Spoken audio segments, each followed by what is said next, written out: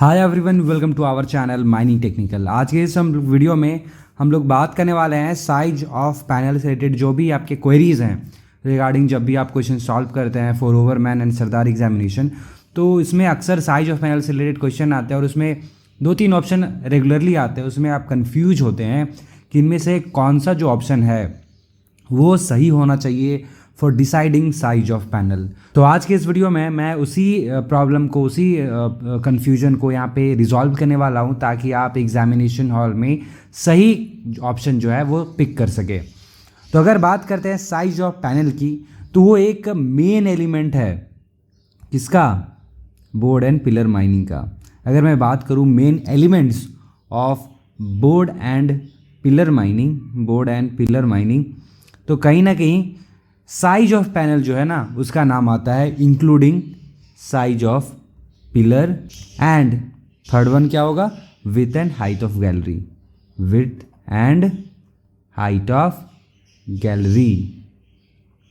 ठीक है, तो अगर हम लोग बात करते हैं बोर्ड एंड पिलर के मेन एलिमेंट्स की ना, तो वहाँ पर साइज ऑफ पैनल जो है वो एक इम्पॉर्टेंट एलिमेंट है including size of pillar and width and height of gallery.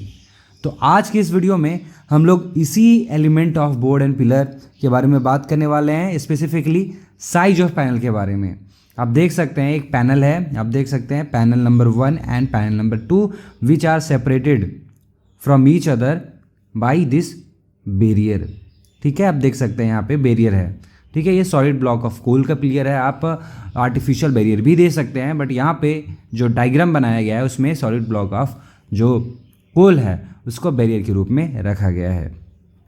तो अगर मैं बात करूँ साइज ऑफ पैनल की, तो अक्सर जो यहाँ पे प्रॉब्लम होता है ना स्टूडेंट को, वो होता है कि एग्ज़ाम में अगर क्वेश्चन आता है कि क्राइटेरिया सेलेक्ट करने के लिए, criteria for deciding size of panel.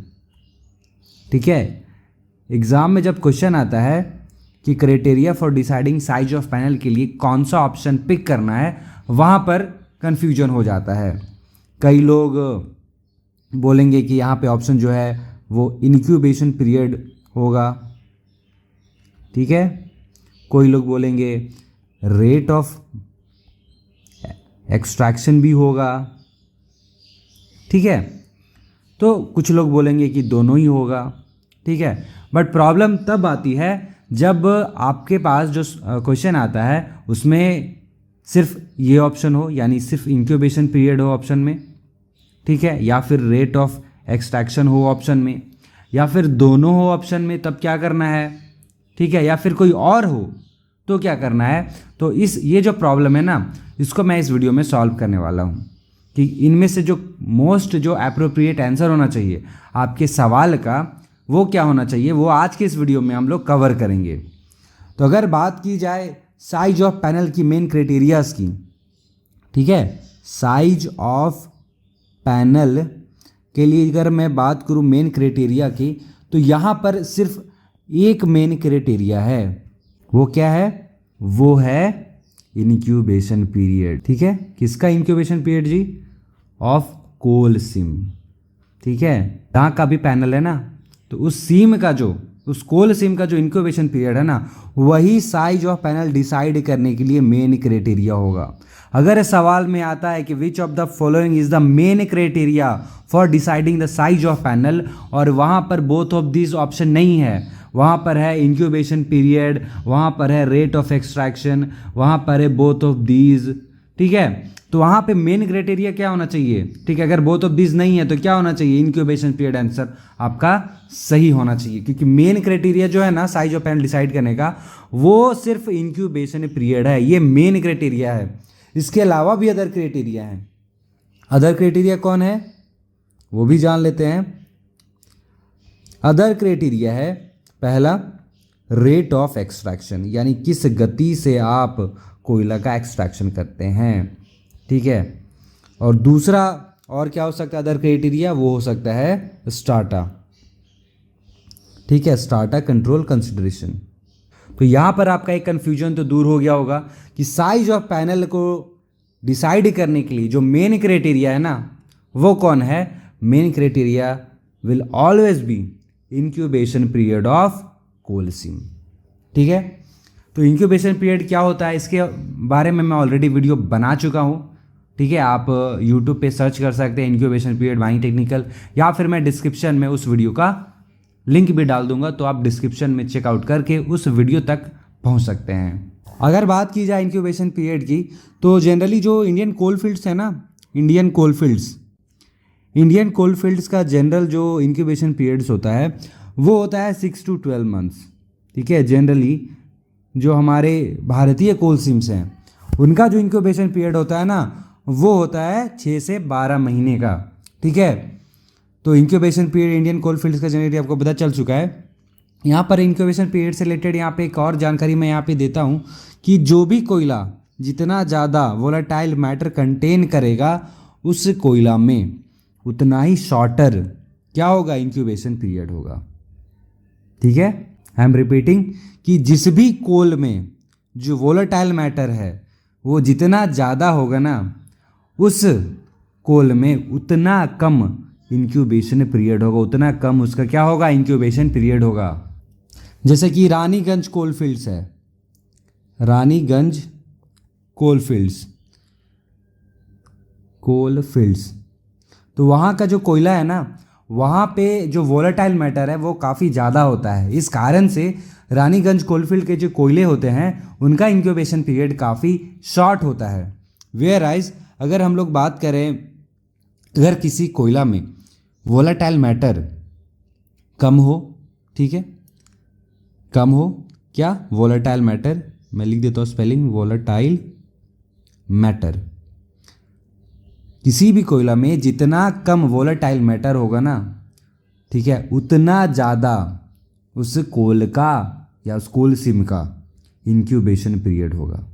I am again repeating, जिस भी कोल का वोलेटाइल मैटर जितना कम होगा उस कोल का उतना ज़्यादा इंक्यूबेशन पीरियड होगा। ठीक है, उतना लॉन्गर होगा उस कोल का इंक्यूबेशन पीरियड। जैसे कि झरिया कोलफील्ड्स, झरिया कोलफील्ड का जो कोयला आता है जो होता है ना उसमें वोलेटाइल मैटर काफ़ी कम होता है, जिस कारण से झरिया कोलफील्ड्स का जो इंक्यूबेशन पीरियड होता है वो काफ़ी लॉन्गर होता है। ठीक है, तो यहाँ पे आप देख सकते हैं कि कैसे अलग अलग रीजन के जो कोल्स हैं उनकी इंक्यूबेशन पीरियड वैरी कर सकती है। ठीक है, और अगर मैं बात करूँ लिग्नाइट्स की, तो लिग्नाइट्स में तो और भी कम होता है इंक्यूबेशन पीरियड। ठीक है, लिग्नाइट जो होता है, लिग्नाइट्स में बहुत ही कम इंक्यूबेशन पीरियड होता है। अप्रॉक्स आपका फ्यू वीक्स तक ही होता है उसका इंक्यूबेशन पीरियड, यानी कुछ हफ्ते का ही उनका होता है क्या, इंक्यूबेशन पीरियड। रीज़न आपको पता ही है, इसमें वोलेटाइल मैटर लिग्नाइट कोल में काफ़ी हाई होता है, जिस कारण से क्या है कि उसका जो इंक्यूबेशन पीरियड है काफ़ी शॉर्टर होता है।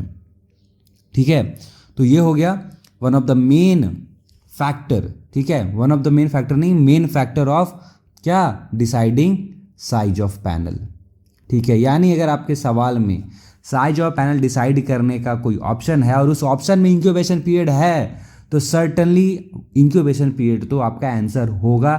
ठीक है, वो इस बात पे डिपेंड करता है कि और कोई ऑप्शन अदर है क्या, वो तो 20 वगैरह है क्या, तो वो भी इंक्लूड होगा। लेकिन अगर वहाँ पे इंक्यूबेशन पीरियड मौजूद है ऑप्शन में तो आपका कहीं ना कहीं वो आंसर जो है वो इंक्लूड होगा आपका सवाल का। चलिए आगे बढ़ते हैं, अदर क्राइटेरियाज में हम लोग जाते हैं। ठीक है, अदर क्राइटेरिया क्या था, अदर क्राइटेरिया था rate of extraction. Rate of extraction यानी किस गति से आप कोयला का एक्सट्रैक्ट करते हैं। जाहिर सी बात है, जितना ज़्यादा मशीनीकरण होगा, ठीक है, बोर्ड एंड पिलर में, उतना हाई रेट ऑफ एक्सट्रैक्शन होगा, और जितना हाई रेट ऑफ एक्सट्रैक्शन होगा उतना हम लोग ज़्यादा पैनल का जो साइज है वो बढ़ा सकते हैं। ठीक है, तो हाई रेट ऑफ एक्सट्रैक्शन कैसे पॉसिबल है, by high mechanisation. High mechanisation, जितना ज़्यादा बोर्ड एंड पिलर में मैकेनाइजेशन होगा उतना ज़्यादा, ठीक है, वहाँ रेट ऑफ एक्सट्रैक्शन हाई होगा और उतना ज़्यादा हम लोग क्या कर सकते हैं, साइज ऑफ पैनल बढ़ा सकते हैं। ठीक है। रेट ऑफ एक्सट्रैक्शन हाई होने पे क्या है कि हम लोग साइज ऑफ पैनल को और भी इंक्रीज कर सकते हैं, ठीक है, क्योंकि क्या है कि हमारा कोयला निकालने की जो गति है वो काफ़ी ज़्यादा है। तो इंक्यूबेशन पीरियड जो भी कोल का होगा, कोल सीम का होगा, ठीक है, हमारा अगर गति कम है तो हम लोग बहुत कम कोयला निकाल पाएंगे, तो उस हिसाब से हम लोग को जो साइज ऑफ पैनल है वो छोटा रखना होगा। लेकिन अगर हमारा कोयला निकालने का जो गति है, रेट ऑफ एक्सट्रैक्शन, वो काफ़ी हाई है, तो हम ज़्यादा कोयला निकाल सकते हैं एक दिन में या एक महीने में या फिर एक हफ्ते में। तो उस हिसाब से हम लोग साइज ऑफ पैनल जो है ना वो बढ़ा सकते हैं, ठीक है, क्योंकि हमारा रेट ऑफ एक्सट्रैक्शन हाई है, ठीक है। सिमिलरली अगर मैं अदर क्राइटेरिया की बात करूँ, एक और क्राइटेरिया था, वो क्राइटेरिया क्या है, वो है स्टार्टा कंट्रोल कंसिडरेशन, ठीक है। यानी जो स्टार्टा है, रूफ है, उसको कंट्रोल अगर करना है तो उसके लिए क्या कंसिडरेशन है, ठीक है। उसके लिए अगर आप कोई स्पेशल टेक्निक यूज कर रहे हैं तो उस पर भी हमारा साइज ऑफ पैनल डिसाइड करने का जो क्राइटेरिया है वो इसमें डिपेंड करेगा। जैसे कि एक टेक्निक है जिसका नाम है yield pillar technique. Yield pillar technique, basically इस टेक्निक का काम ये होता है कि जो लोड होता है ना उसको वर्किंग एरिया से जो एडजेसेंट बैरियर पिलर है ना उसमें ट्रांसफ़र कर सके, ठीक है। तो इस कारण से यील्ड पिलर टेक्निक का इस्तेमाल करते हैं। इससे क्या होगा कि जो मेन अबैटमेंट प्रेशर होता है, ठीक है, मेन जो अबैटमेंट प्रेशर होता है, अगर आप प्रेशर आज थ्योरी पढ़े होंगे तो आपको पता होगा कि what is main abatement pressure, या उसको फ्रंट अबैटमेंट प्रेशर भी बोल सकते हैं। तो जो मेन अबैटमेंट प्रेशर है ना उसको, ठीक है, ये क्या करता है कि जो बैरियर्स हैं, ठीक है, यानी जो बैरियर हम लोग जो रखे हैं ना वो बैरियर में शिफ्ट कर देता है यील्ड पिलर टेक्निक से। ये जो मेन जो अपना अबैटमेंट प्रेशर है यील्ड पिलर टेक्निक के कारण क्या है, बैरियर स्पेस का जो लोड है, जो प्रेशर है, मेन अबैटमेंट प्रेशर, उसको शिफ्ट कर देता है। जाहिर सी बात है कि जो बैरियर होगा, ठीक है, हमारा जो बैरियर है ना पैनल का, उसका जो विड्थ होगा वो उचित होना चाहिए, ठीक है। जनरली जो साइज ऑफ बैरियर होता है, ठीक है, पैनल के बीच में, वो पिलर के साइज़ के बराबर होता है, तो उतना हमको रखना ही पड़ेगा। तो इसके कारण हम लोग क्या कर सकते हैं कि अगर हम लोग यील्ड पिलर टेक्निक यूज करते हैं तो हम लोग क्या करते हैं कि मेन अबैटमेंट प्रेशर ट्रांसफ़र करा सकते हैं बैरियर के ऊपर, ठीक है, जिससे पिलर्स में जो या फिर जो वर्किंग एरिया है उसमें कम लोड पड़ेगा। इससे हम लोग क्या कर सकते हैं कि पिलर जो होगा ना, कहाँ पे, पैनल में, ठीक है, उसको हम लोग स्मॉलर कर सकते हैं, ठीक है, उसको हम लोग क्या करेंगे, छोटा छोटा कर सकते हैं। किस लिए करेंगे, ताकि जो प्रेशर आर्च का जो लिम्ब है ना, ये लिम्ब इसको बोलते हैं, ठीक है, ये जो पार्ट है इसको बोलेंगे लिम्ब। ये जो प्रेशर आर्च का जो लिम्ब है ना वो क्या है, वो बैरियर पे क्या है, ट्रांसफ़र हो जाए, ठीक है, वो बैरियर पे ट्रांसफ़र हो जाए, जिससे क्या है कि हमारा जो स्टार्टा जो कंट्रोल है वो प्रॉपरली हो। तो यील्ड पिलर टेक्निक से क्या हम लोग कर रहे हैं, यील्ड पिलर टेक्निक से हम लोग पैनल का जो साइज है, ठीक है, वो डिसाइड कर रहे हैं, उसको ऐसे फिक्स कर रहे हैं हम लोग, ठीक है, पैनल का साइज, ताकि जो मेन अबैटमेंट प्रेशर है, ठीक है, वो बैरियर के द्वारा कैरी किया जाए। हाल जाहिर सी बात है बैरियर का जो साइज होना चाहिए, ठीक है, वो सब्सटैंशियल होना चाहिए, यानी उचित होना चाहिए। जनरली वो साइज ऑफ पिलर के बराबर होता है, और जो पिलर होंगे पैनल्स के वो छोटे होने चाहिए, ताकि जो अपना मेन प्रेशर आर्च है ना उसका जो लिम्ब है, ठीक है, मेन प्रेशर आर्च जो है उसका जो लिम्ब है, ठीक है, ये देखिए ये है प्रेशर आर्च, इसका जो लिम्ब है ना, ये देखिए सब लिम्ब हम लोग बोलेंगे, ये कहाँ पे थ्रो करे, ये थ्रो करे बैरियर्स पे, ठीक है। तो इस तरह से भी, ठीक है, हम लोग क्या कर सकते हैं कि जो पैनल है, पैनल का जो साइज है उसको हम लोग डिसाइड करते हैं, ठीक है। यील्ड पिलर टेक्निक से हम लोग क्या करते हैं, स्टार्टा कंट्रोल करते हैं, ठीक है, जिस कारण से हम लोग को पैनल डिसाइड करने की कभी कभी आवश्यकता होती है, समटाइम्स हम लोग इसको यूज करते हैं, ठीक है, ठीक है। मेन क्राइटेरिया आपको पता चल गया क्या है, मेन क्राइटेरिया है क्या, इंक्यूबेशन पीरियड, ठीक है। अदर क्राइटेरिया क्या है, रेट ऑफ एक्सट्रैक्शन, ये भी काफ़ी ज़्यादा यूजफुल है, कभी कभी हम लोग इस्तेमाल करते हैं, ठीक है, ये समटाइम्स, कभी कभी हम लोग क्या इस्तेमाल करते हैं, स्टार्टा कंट्रोल कंसिडरेशन को भी हम लोग देखते हैं ध्यान में, ठीक है, पैनल को पैनल का जो साइज़ है उसको डिसाइड करने के लिए। ठीक है, ये यील्ड पिलर टेक्निक, जैसे कि मैं आपको एग्जाम्पल में बताया, जिससे हम लोग क्या करते हैं, पैनल का साइज इस तरह फिक्स करते हैं ताकि जो मेन अबैटमेंट प्रेशर है उसका जो आप समझ सकते हैं लोड जो है वो बैरियर के द्वारा सहन किया जाए। ठीक है, तो इस तरह से हम लोग क्या है कि ये 3 क्राइटेरिया पढ़ लिए। अब हम लोग को क्वेश्चन कैसे सॉल्व करना है, चलिए मैं आपको यहाँ पे बताता हूँ। ठीक है, एक अलग पेज ले लेते हैं। ठीक है, चलिए एक पेज ले लिए। सपोज क्वेश्चन में आया है कि विच of the following which of the is the main criteria for deciding size of pillar, sorry size of panel. आपके पास ऑप्शन क्या है? ऑप्शन नंबर ए है रेट ऑफ एक्सट्रैक्शन, आपके पास ऑप्शन नंबर बी है incubation period,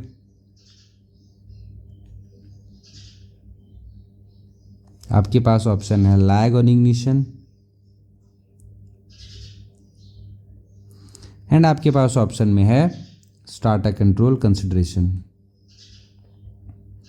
starter control consideration. तो उस case में आपको क्वेश्चन को ध्यान से पढ़ना है। यहाँ पे बोला गया मेन क्राइटेरिया के बारे में, आपसे सवाल में पूछा गया, तो मेन क्राइटेरिया जाहिर सा बात है कौन है? Incubation period. ठीक है, यही है ना। तो अगर सपोज यहाँ पे अगर सवाल में, ठीक है, मेन क्राइटेरिया की जगह सिर्फ यहाँ पे क्राइटेरिया रहता, ठीक है, मेन क्राइटेरिया की जगह यहाँ पे सिर्फ क्राइटेरिया रहता, ठीक है, ये जो है ना यहाँ पे नहीं रहता। Which of the following is or are the main criteria, ठीक है, which of the following is or are the main criteria for deciding size of pineal, और यहाँ पे ऑप्शन में रहता ए एंड बी। तो उस केस में चूंकि स्टार्टर कंट्रोल कंसिडरेशन भी हम लोग करते हैं, लेकिन ये क्या है, समटाइम्स ये कभी कभी इस्तेमाल होता है, तो उस केस में क्या हो जाएगा, जो आपका ऑप्शन नंबर सी है ना वो सही होगा, A and B, rate of extraction and incubation period. ठीक है, तो यहाँ पर आपको क्या समझ में आया? यहाँ पे समझ में आपको ये आना चाहिए कि आपको, ठीक है, प्रेफरेंस किसको देना है, किस ऑप्शन को प्रेफरेंस देना है, प्रेफरेंस। ठीक है, प्रेफरेंस ऑर्डर क्या होगा आपको जब भी सवाल आए साइज ऑफ पैनल से? तो सबसे पहला जो प्रेफरेंस आपका होना चाहिए वो होना चाहिए इंक्यूबेशन पीरियड। ठीक है, ये प्रेफरेंस आपका सबसे फर्स्ट में होना चाहिए। सेकंड में होना चाहिए रेट ऑफ एक्सट्रैक्शन। ठीक है, सपोज ये इंक्यूबेशन पीरियड नहीं है तो उस केस में रेट ऑफ एक्सट्रैक्शन ही सही होगा। सपोज ये दोनों है, ठीक है, तो उसमें देखेंगे क्वेश्चन में क्या मेन है, क्या ऑप्शन में बोथ है, क्या अगर बोथ है तो दोनों आंसर सही होगा। तीसरा में क्या होगा प्रेफरेंस ऑर्डर में, starter control consideration, starter control consideration. तो यहाँ पे मोरल ऑफ द स्टोरी यही है कि जब भी आप इस तरह का सवाल बनाते हैं, जैसे कि पैनल साइज का कौन सा क्राइटेरिया है, ठीक है, तो आपको हमेशा ध्यान में रखना चाहिए कि कौन सा मेन क्राइटेरिया है, कौन सा अदर क्राइटेरिया है और कौन सा लेस यूज्ड क्राइटेरिया है। तो स्टार्टर कंट्रोल कंसिडरेशन जो है वो कभी कभी इस्तेमाल होता है पैनल साइज को डिसाइड करने के लिए, ठीक है, तो वो लेस यूज क्राइटेरिया है। सबसे ज़्यादा मेन क्राइटेरिया कौन है, या मेन क्राइटेरिया किसको बोल सकते हैं, incubation period. Other criteria rate of extraction. ठीक है, ऑप्शन में सिर्फ इंक्यूबेशन पीरियड है, ठीक है, और रेट ऑफ एक्सट्रैक्शन भी है, लेकिन बोथ ऑफ दिस नहीं है। तो आपका आंसर क्या होना चाहिए, इंक्यूबेशन पीरियड होना चाहिए। आपका रेट ऑफ एक्सट्रैक्शन है, ठीक है, और इंक्यूबेशन पीरियड भी है, ठीक है, तो आंसर भी इंक्यूबेशन पीरियड होगा। लेकिन अगर आपके पास बोथ ऑफ दीज है तो फिर रेट ऑफ एक्सट्रैक्शन भी होगा। क्वेश्चन में क्या है कि तीनों है और सिर्फ ये और ये ऑप्शन है, incubation period, rate of extraction, both A and B लिखा हुआ है, तो बोथ ए एंड बी होगा। एक और केस क्या हो सकता है कि इंक्यूबेशन पीरियड भी हो, रेट ऑफ एक्सट्रैक्शन भी हो, स्टार्टर कंट्रोल भी हो और नन ऑफ दीज हो, तो उस केस में भी आपको क्या प्रेफरेंस किसको देना है, इंक्यूबेशन पीरियड को देना है। अगर ऑप्शन नंबर 4 में ऑल ऑफ दीज आ गया तो फिर आपका ऑल ऑफ दीज हो गया आंसर, क्योंकि ये सभी के सभी क्राइटेरिया हैं for deciding the size of panel. हो सकता है कि उनका जो प्रेफरेंस ऑर्डर है, ठीक है, वो वैरी करता हो, ठीक है, सबसे ज़्यादा जो मेन क्राइटेरिया वो इंक्यूबेशन पीरियड है, देन रेट ऑफ एक्सट्रैक्शन है, और कभी कभी स्टार्टर कंट्रोल कंसिडरेशन का इस्तेमाल किया जाता है, लेकिन वो सभी के सभी तो है ना एक factor for deciding the size of panel, तो उस हिसाब से ऑल ऑफ दीज। ध्यान आपको क्या रखना है, प्रेफरेंस ऑर्डर। तो ये है आपका प्रेफरेंस ऑर्डर, इसको आप हमेशा मन में याद कर लें। तो ये रहा आज इस वीडियो का एंड। अगर आपको वीडियो अच्छा लगा है तो प्लीज़ इस वीडियो को लाइक करें, शेयर करें, और अगर आपने चैनल को सब्सक्राइब नहीं किया है तो प्लीज़ चैनल को सब्सक्राइब करें। और अगर आपने हमारा माइनिंग टेक्निकल ऐप डाउनलोड नहीं किया है तो आप गूगल प्ले स्टोर से डाउनलोड कर सकते हैं, जहाँ पर आपको मिलेगा attractive courses at very affordable prices. तो मिलते हैं अगली वीडियो में। टिल देन एज ऑलवेज, जय हिंद, जय भारत।